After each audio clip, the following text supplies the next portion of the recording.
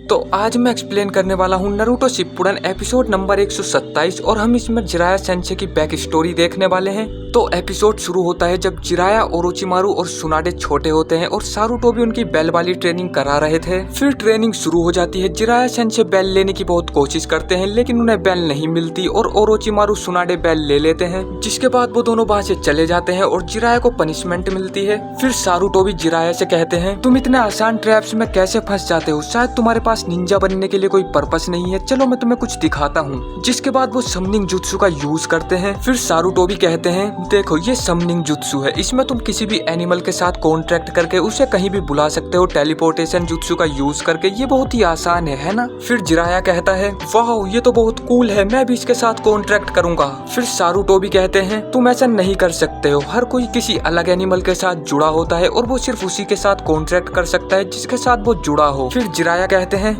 तो मेरी डेस्टिनी में कौन सा एनिमल है। फिर सारुतो भी कहते हैं, इससे पहले तुम कॉन्ट्रैक्ट करो, तुम्हें और चाकरा कंट्रोल के बारे में सीखना होगा, हैंड साइन बनाने सीखने होंगे और ट्रेनिंग करनी पड़ेगी। फिर जिराया को एक पर्पस मिल जाता है और उसके बाद से वो अपनी ट्रेनिंग मन लगाकर करने लगता है। फिर कुछ दिन बाद हम देखते हैं जिराया समनिंग जुत्सु का यूज कर रहा था, तभी सारुतो भी उसे रोकते हैं और कहते हैं, रुक जाओ, अगर तुम बिना कॉन्ट्रैक्ट बनाए टेलीपोर्टेशन जुत्सु का यूज करोगे तो पता नहीं क्या हो जाएगा। लेकिन जिराया टेलीपोर्टेशन जुत्सु कर देता है और वो वहाँ से गायब हो जाता है। फिर वो एक अलग ही दुनिया में जाकर गिरता है जहाँ पर एक टोड और एक स्नेक लड़ रहे होते हैं। तभी वो उन दोनों की लड़ाई के बीच में पहुंचकर उन दोनों को रोक देता है और कहता है, रुको जरा, इससे मैं लड़ता हूँ। जिसके बाद वो सांप की पूंछ पकड़कर उसे फेंक देता है। फिर वो टोड कहता है, अच्छा तो तुम एक इंसान हो, मुझे नहीं पता था माउंट मियोबोकू में इंसान भी आ सकते हैं। फिर वो टोड जिराया को अपने मास्टर फूका साकू के पास लेकर जाता है। उनका मास्टर कहता है, तो फाइनली तुम आ ही गए। फिर जिराया कहते हैं, आप तो ऐसे बात कर रहे हो जैसे आपको पता था कि मैं आने वाला हूँ। फिर मास्टर उन्हें बताते हैं, हमारे एल्डर ने एक भविष्यवाणी की थी कि एक ह्यूमन चाइल्ड यहाँ पर आएगा जिसे मैं अपनी पावर दूंगा और जो इस दुनिया में बहुत बड़ा बदलाव लाएगा।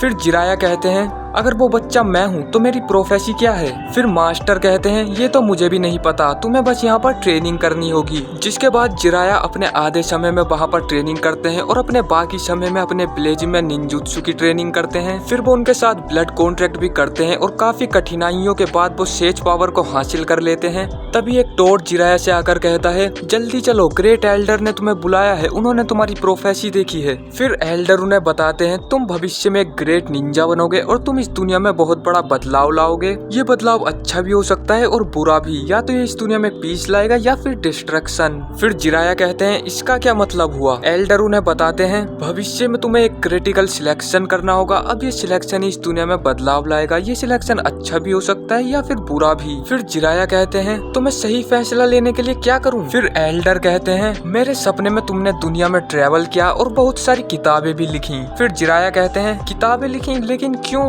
फिर एल्डर कहते हैं, ये तो मुझे भी नहीं पता। जिसके बाद जिराया अपनी जर्नी पर निकल जाते हैं। वो दुनिया भर में ट्रेवल करते हैं। जिसके कुछ समय बाद 5 ग्रेट नेशन में जंग छिड़ जाती है। दुनिया की हालत बहुत खराब थी, लोग कठिनाइयों से गुजर रहे थे। उधर जिराया अपनी डेस्टिनी को ढूंढ रहे थे। तभी वो एक टूटे हुए विलेज में जाते हैं जहाँ पर एक आदमी भाषण दे रहा था। वो कह रहा था, आजकल हालात काफी खराब हैं, इस सिचुएशन में हमें आपस में सबकी मदद करनी चाहिए। फिर जिराया उससे कहते हैं, शायद मैं तुम्हें ही ढूंढ रहा था, इस दुनिया में शांति लाने के लिए तुम क्या कर सकते हो। फिर वो आदमी कहता है, हम कुछ नहीं कर सकते, इस वॉर को रोका नहीं जा सकता है, हम सिर्फ प्रार्थना ही कर सकते हैं। जिसके बाद जिराया कहते हैं, नहीं, तुम भी वो नहीं हो जिसे मैं ढूंढ रहा हूँ। फिर जिराया देखते हैं एक आम विलेज को कुछ निंजा ने तबाह कर दिया था। जिराया कहते हैं, उन्होंने ऐसा क्यों किया होगा। तभी जिराया पर कोई अटैक कर देता है। जिराया उससे बच जाते हैं और कहते हैं, ये शुरिकेन जुत्सु, जरूर तुम फूमा क्लैन से होंगे, लेकिन तुमने इस विलेज को डिस्ट्रॉय क्यों किया, ये तो एक आम विलेज था। फिर वो शिनोबी कहता है, अगर मैं इस विलेज को डिस्ट्रॉय नहीं करता तो कोई और कर देता,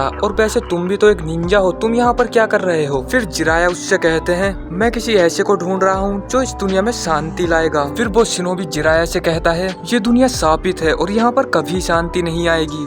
जिसके बाद वो शिनोबी वहाँ से भाग जाता है। मास्टर जिराया को भी वॉर का सिचुएशन बिगड़ने की वजह से लीफ विलेज वापस लौटना पड़ता है। इस वॉर में काफी लोगों ने अपनी जान गंवाई और ये war 3rd great Ninja war के नाम से जाना जाता है। और इसी के साथ ये एपिसोड भी यहीं पर खत्म हो जाता है।